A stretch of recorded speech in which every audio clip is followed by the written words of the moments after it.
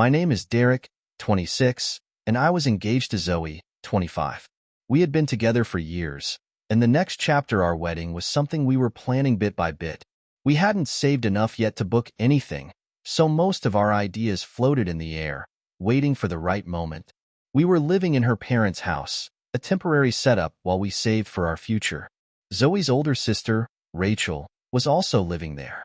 Rachel was an enigma. She never seemed to work, but she always had money for new clothes, trips, or whatever else she wanted. I used to joke with Zoey that Rachel was probably an escort, just teasing her whenever Rachel would head out at odd hours, saying she was meeting friends. Zoey would laugh it off, but I could tell she never quite knew what to make of her sister either. Zoey and I were in a good place, or so I thought. Every night we'd talk about the future, about wedding venues, colors, guest lists. But behind all that, there was something lurking that I hadn't yet seen. One night, Zoey was fast asleep beside me, and I decided to unwind. Just some late-night internet browsing, a little mindless distraction. I clicked through some sites, and my curiosity led me to a random adult website, nothing serious, just passing time. But then, something made me stop. I froze. A familiar face on an OnlyFans profile caught my eye, but I brushed it off at first, thinking, no way. It's probably someone who just looks like her. But as I clicked on the profile and saw one of the videos, my heart dropped into my stomach. The voice, that laugh, the tiny freckle on her shoulder that I had kissed 100 times before. It was Zoey, my fiancée, on video, being intimate with another guy. I sat there, stunned, unable to breathe. My chest tightened as the reality sank in. Zoey had been living a double life right under my nose. How long had this been going on? How had I not noticed? The woman I was planning to spend the rest of my life with was out there, exposing herself to the world, and I had no clue. Numbness took over first, followed by a rising wave of anger and betrayal. I wanted to scream, to wake her up and demand answers right then and there, but something stopped me. I needed more information, something to make sense of this nightmare. I decided to wait. Confronting her in the middle of the night, in a storm of rage, wasn't going to get me anywhere. So I swallowed the fury, shut the laptop, and lay beside her as if nothing had happened. The next morning, the weight of my discovery sat heavily on my chest, but Zoey moved through her routine like everything was normal. She woke up with a smile, kissed me on the cheek, and started getting ready for work. Her light-hearted conversations about dinner plans and weekend activities made my blood boil. I watched her as she hummed to herself, completely oblivious to the fact that I knew her secret. Part of me hoped for some kind of explanation, a clue that there was more to the story than what I saw. Maybe it was some sort of weird misunderstanding, but the more I thought about it, the more I realized how naive that was. There was no mistaking what I saw. As she left for work, blowing me a kiss on her way out the door, I felt like I was watching a stranger. Once she was gone, I was left alone with my thoughts. Rage boiled inside me, but more than that, the betrayal stung. We had been planning a future together, yet she was sneaking around, selling herself online. How long had this been going on? Was this the reason we were struggling to save money for the wedding? I couldn't focus on anything else, so I took the day off from work. My mind kept spinning with questions, none of which I could answer on my own. Needing space to clear my head, I wandered around the house. Each room felt suffocating, filled with memories of us that now felt tainted. Somehow, I ended up in Rachel's room. It wasn't intentional, I was just wandering, lost in my own head, but something about being in her space gave me pause. Her laptop was open on the desk, and without thinking, I clicked it awake.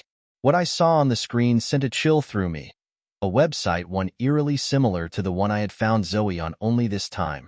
Rachel's face stared back at me. Rachel was doing the same thing. Suddenly, it all started to make sense. Zoey had probably been influenced by Rachel, drawn into this world by her older sister. I remembered all those flirtatious glances Rachel had given me over the months, the comments that were always a bit too suggestive. She had always seemed a little too comfortable crossing boundaries, like she had been waiting for me to notice. Was this all some twisted game to her? And then, the idea hit me. A plan, born out of my need for revenge. If Zoey could betray me so casually, I could return the favor. But not just by breaking up with her, no. That would be too easy. I wanted her to feel the same gut-wrenching pain that I did. I'd hurt her by going after the one person who had pulled her into this mess in the first place, Rachel. It wasn't going to be quick or impulsive. I wanted Zoey to discover the betrayal herself, to catch me and Rachel in the act, just like I had caught her. This wasn't just about ending things. This was about making her feel the full weight of her actions. I could already picture the look of shock on her face, the heartbreak, the confusion, and, twisted as it was, the thought brought me some small, sick satisfaction. And so, I began to put my plan into motion. The days that followed were strange, to say the least. On the surface, nothing had changed between me and Zoey. We still exchanged pleasantries, had our usual dinners, and talked about meaningless things like what movie to watch. But every word out of her mouth felt like a lie. Every time she smiled at me, all I could think about was what I had seen. The deception was unbearable, but I kept my cool. I wasn't just going to leave her, I wanted to destroy her world like she had destroyed mine. My plan to get close to Rachel had to be subtle. It couldn't feel forced or obvious, especially not to Zoey. I started small little gestures, light flirtation. Rachel was always a bit too eager to chat, so it wasn't difficult. I complimented her outfits more, laughed at her jokes a little louder, and found reasons to be around her when Zoey wasn't home. She responded exactly as I hoped she would, leaning into the attention, giving me sly smiles when we were alone.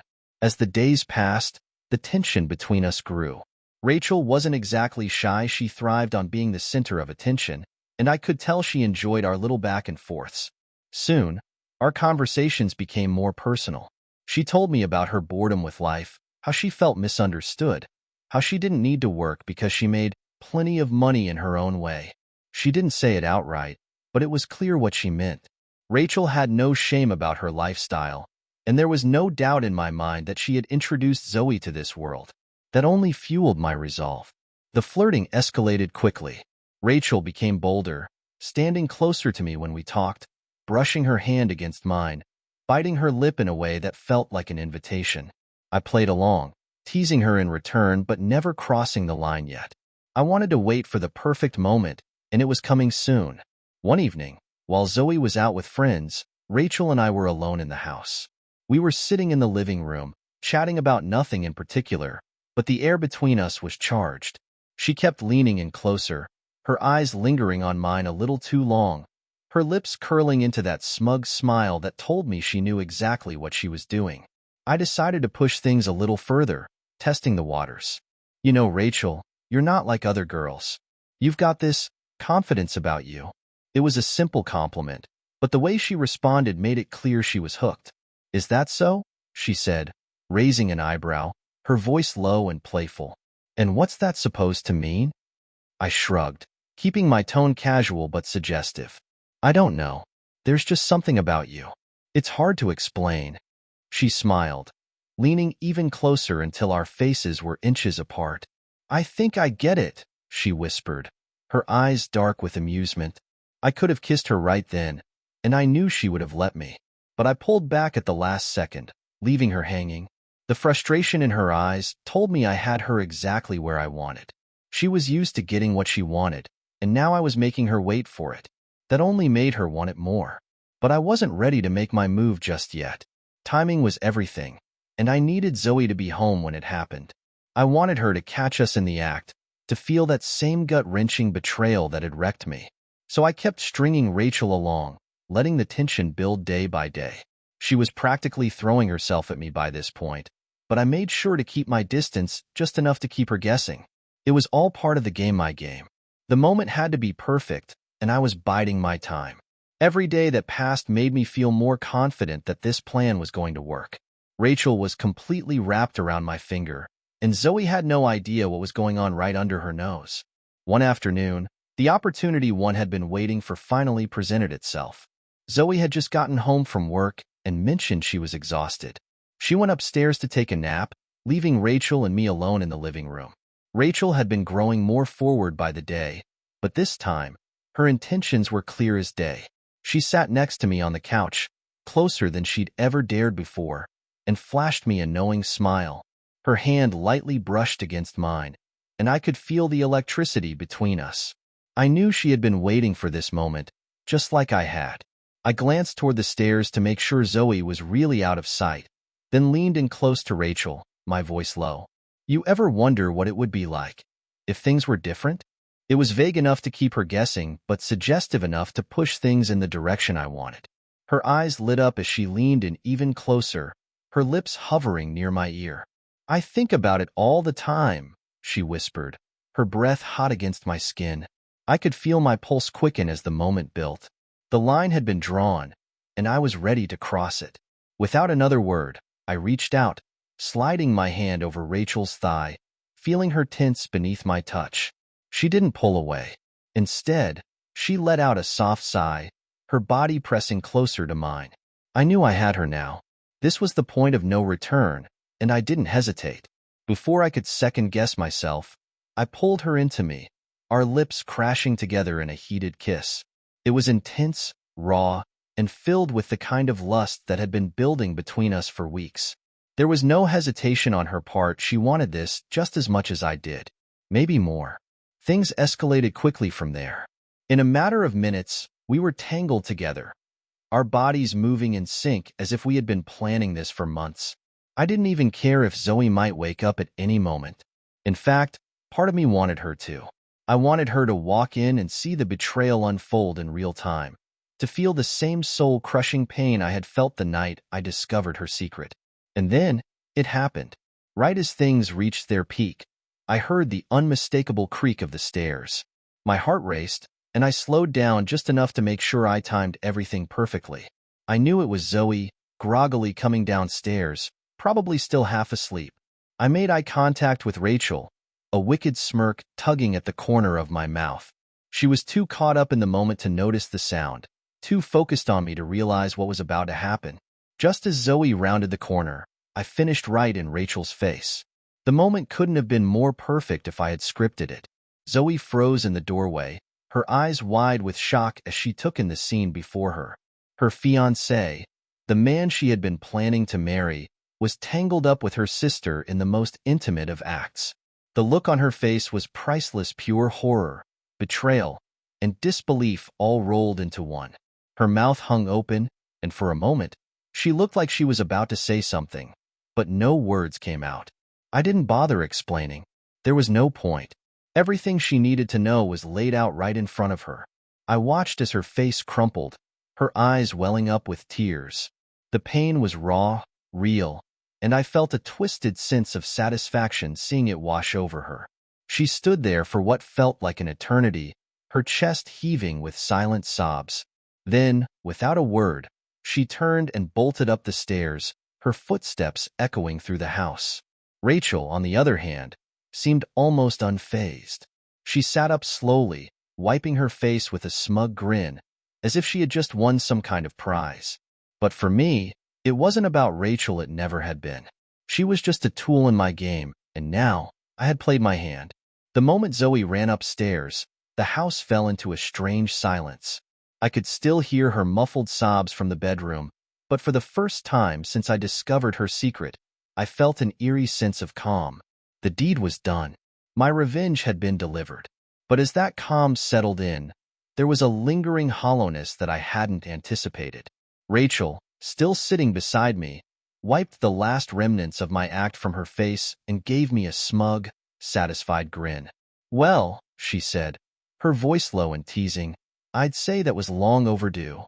I forced a smile, but the satisfaction I had expected didn't hit as hard as I thought it would. Rachel was treating this like a game she had won, but I wasn't playing to win her. I never cared about Rachel, not really. She had been nothing but a pawn, a means to an end. And now that the end had arrived, I was left wondering what came next. Rachel leaned in, her hand sliding up my arm as she whispered, "She's probably never going to forgive either of us, you know?" I nodded, not really caring about Rachel's feelings. "I know," I replied flatly. A sudden loud thud from upstairs made both of us jump. Zoey was moving around frantically, likely throwing her things into a suitcase. The sound of drawers slamming and hangers clattering against the closet rail filled the silence, her sobs still echoing down the hallway. Rachel didn't seem to care. "Let her go," she said dismissively. She's not worth it. You deserve better, Derek. You deserve someone who— I cut her off, standing up from the couch abruptly. I didn't want to hear whatever nonsense she was about to say. In fact, I didn't want to hear anything at all. I needed to clear my head, to figure out what the hell I had just done. I left Rachel sitting there and walked upstairs toward the sound of Zoe's frantic packing. My heart pounded in my chest as I stood outside the bedroom door. I could hear her muttering to herself, the sound of zippers being yanked open and shut. I stepped into the room without knocking. Zoey spun around, her eyes red and swollen, her face streaked with tears. Her hands were shaking as she clutched a pile of clothes to her chest. "How could you?" she choked out, her voice breaking as she stared at me with a mixture of pain and disgust. "How could you do this, Derek?" I didn't say anything at first. What was there to say? I had seen what she had done, and I had chosen my path in response. But seeing her now, broken and crumbling before me, I realized that this wasn't the closure I had hoped for. "I saw your videos, Zoey," I said quietly. Her eyes widened in shock, and I knew she hadn't expected that. "I found your OnlyFans account. I saw what you were doing behind my back, with other men. How could you do this to me?" Her face crumpled further, and she let out a sob, dropping the clothes she was holding onto the floor. "Derek, I didn't mean for it to happen like this. I was lost. I didn't know how to tell you. I needed the money and Rachel." "Rachel?" I cut her off, anger flaring up inside me again. "Rachel pushed you into this? She made you sell yourself online?" Zoe's sobs grew louder, and she shook her head. "No, she didn't make me. I thought I could help us save for the wedding. It just spiraled out of control. I never wanted to hurt you." I laughed bitterly at her excuse. "So you lied to me, betrayed me, and thought it would be okay because you were helping us? You didn't think sleeping with random men on camera would be a problem?" "I wasn't sleeping with them," she cried.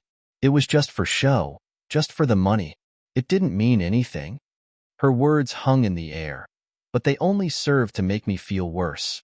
She had hidden this from me for months, maybe longer, all the while planning our wedding as if everything was normal. I wanted to scream, to lash out at her the way she had hurt me. But instead, all I felt was emptiness. "You're not the only one who can betray someone," I said coldly, my voice barely above a whisper. "Now you know how it feels." Zoe's face contorted in pain as the weight of my words hit her. She collapsed onto the bed, sobbing uncontrollably, her hands covering her face as she curled into a ball. I stood there for a moment, watching her break down. Part of me wanted to leave right then and there, but another part of me, a crueler part, was satisfied to see her suffering. This was what I had wanted, wasn't it? To make her feel the same gut-wrenching betrayal I had felt? But as I looked at her, I realized that I didn't feel the satisfaction I had imagined. Watching her cry didn't heal the hurt I had been carrying since the moment I found her videos. It didn't undo the betrayal. It just left me feeling hollow. "I'm leaving," I said finally, turning away from her. "Pack your things and get out. I don't want to see you when I come back." Zoey didn't respond. She just lay there, sobbing into the sheets as I walked out of the room, leaving her to deal with the mess we had both created. As I made my way back downstairs, Rachel was still lounging on the couch, her smug smile still in place. She raised an eyebrow at me, as if waiting for me to say something. But I had nothing left to say to her, either. Without a word, I grabbed my jacket and headed for the door. I walked out the door and into the cool evening air, the weight of everything settling on my shoulders. The rush of adrenaline that had fueled me throughout the day was gone, leaving me feeling drained and empty. I had gotten my revenge, but instead of the satisfaction I had craved, there was only a deep, gnawing void. I didn't know where I was going, but I just kept walking, putting as much distance between me and the house as possible. The thought of Rachel lounging smugly on the couch and Zoey sobbing upstairs felt surreal, like a scene from some twisted movie. I needed to escape it, to clear my head. After walking for what felt like hours, I found myself sitting in a park a few blocks away, staring at nothing in particular. The quiet hum of distant traffic and the occasional rustle of leaves in the breeze were the only sounds that filled the night. I sat there replaying the events of the past few weeks, trying to make sense of how everything had fallen apart so quickly. I had always thought I'd know how I'd feel if I ever got cheated on, hurt, angry, justified in seeking revenge. And at first, that's exactly how I felt. But now that the dust had settled, the reality of what I had done weighed heavily on me. I had deliberately shattered Zoe's world, just as she had shattered mine. But instead of feeling vindicated, I was left wondering if I had gone too far. I pulled out my phone, staring at the black screen for a moment before unlocking it. I wasn't sure what I was hoping for, maybe some kind of closure, an apology from Zoey, something that would make sense of this mess. But there were no new messages, no missed calls. My mind wandered back to Zoe's words. It didn't mean anything. She had claimed it was just for money, that she hadn't actually slept with the men in her videos. Part of me wanted to believe her, but the betrayal still stung too much to care. Even if it hadn't meant anything to her, it had meant something to me. Our relationship had been built on trust, and she had broken that in the worst possible way. But what about me? I wasn't innocent in this either. I had crossed a line with Rachel that couldn't be uncrossed. I had used her to get back at Zoey, and now, standing on the other side of that revenge, it felt hollow. As I sat there, lost in thought, my phone buzzed. I glanced down to see a text from Zoey. My heart skipped a beat as I hesitated, not sure if I wanted to open it. But curiosity got the better of me, and I tapped the screen. The message was short, but the words hit hard. Zoey, I'm leaving. I'll be gone by tomorrow. I hope you're happy now. I stared at the message for a long time, feeling a strange mix of emotions. She was leaving, and it was what I had told her to do. But now that it was happening, the finality of it felt off. The anger I had felt toward her was still there, but it was mixed with a strange sense of loss. The woman I had loved for years, the one I had planned a future with, was walking out of my life for good. And the worst part? I had orchestrated the entire thing. I didn't reply. There was nothing I could say that would change what had happened, nothing that could undo the damage we had both caused. So I sat there, the phone resting in my lap, staring out into the darkness. Eventually, I forced myself to stand and walk back toward the house. I didn't know why. Maybe part of me just needed to see if it was real, to confront the fallout of what I had done. As I approached, I saw Zoe's car still parked in the driveway. The house was dark except for the faint glow coming from the bedroom window. When I stepped inside, the tension in the air was thick. Rachel was still on the couch, her legs curled up beneath her as she scrolled through her phone. She glanced up when I walked in, giving me a sly smile. "So, what's the plan now?" she asked, her tone light, as if nothing had changed. I stared at her for a moment, feeling a surge of irritation. How could she be so unaffected by all of this? Zoey was upstairs, packing up her life, and Rachel was sitting here like it was just another night. "There is no plan," I said flatly, my voice devoid of emotion. "She's leaving." Rachel's smile faltered for a second, but she quickly recovered. "Well, that was bound to happen," she said, shrugging. "She was never right for you anyway." I clenched my jaw, suddenly feeling a wave of disgust wash over me, not just at Zoey, but at Rachel, and even at myself. How had things spiraled so far out of control? I had thought that by getting back at Zoey, I would feel some kind of closure, but now, standing in the middle of this mess, it all felt pointless. "I'm going to bed," I said abruptly, not waiting for Rachel's response. I headed upstairs, leaving her sitting alone in the living room. As I reached the top of the stairs, I paused outside the bedroom door. Zoey was sitting on the edge of the bed, her suitcase open beside her. She didn't look up when I entered the room. Her face was pale, her eyes hollow from crying. I wanted to say something, but the words wouldn't come. I had already done enough damage. I watched in silence as she zipped up her suitcase and stood, wiping away the last of her tears. She didn't say anything to me, didn't even look at me before she walked past me and out of the room. I listened as her footsteps faded down the stairs, the front door creaked open, and then finally, the sound of her car starting. And just like that, she was gone. I stood there, alone in the room that had once been ours, and for the first time since all of this had started, I felt the weight of what I had done. The satisfaction I had hoped for never came. All I was left with was emptiness. The woman I had loved and the woman I had used, both gone, in different ways. and all I had left was a broken, hollow feeling where our life had once been. The sound of Zoe's car pulling out of the driveway lingered in my ears long after she was gone. I stood in the silence of the room, staring at the empty space where her suitcase had been, trying to process what had just happened. Zoey, the woman I had planned to marry, the person I thought I would spend the rest of my life with, was gone.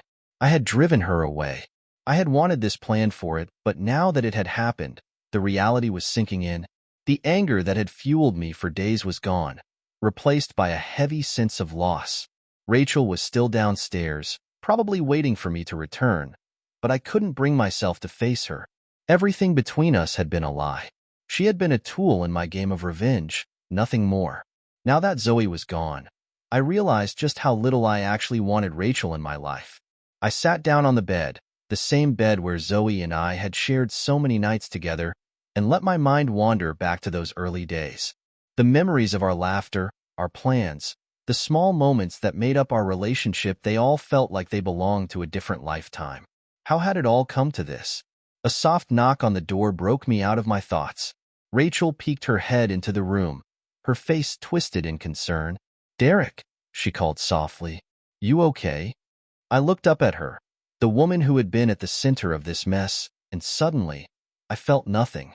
Not anger, not lust, not even regret, just nothing. "I don't want you here," I said, my voice flat, emotionless. Her expression faltered. What are you talking about?" I stood up, meeting her confused gaze. "You need to leave, Rachel. Whatever this was, it's over. It was never real." She stepped fully into the room, her eyes narrowing. "Are you serious right now? After everything? After what just happened?" I nodded. "I was never interested in you, Rachel. I used you to get back at Zoey. That's all this ever was. You were just part of the plan." Her face twisted with anger, her hands balling into fists at her sides. "You're a real piece of work, Derek. You think you're some kind of victim here? You went along with it just as much as I did." "Maybe," I said quietly, "but I'm done now. You need to go."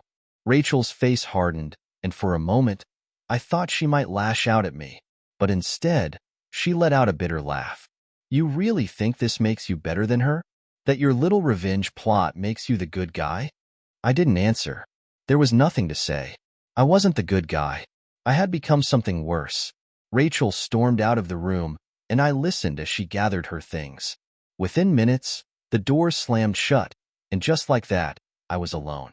Completely, utterly alone. I sat down on the bed again, staring at the empty space, wondering if this was how things were supposed to end. My plan had worked. Zoey was gone. Rachel was out of the picture, and I had gotten my revenge.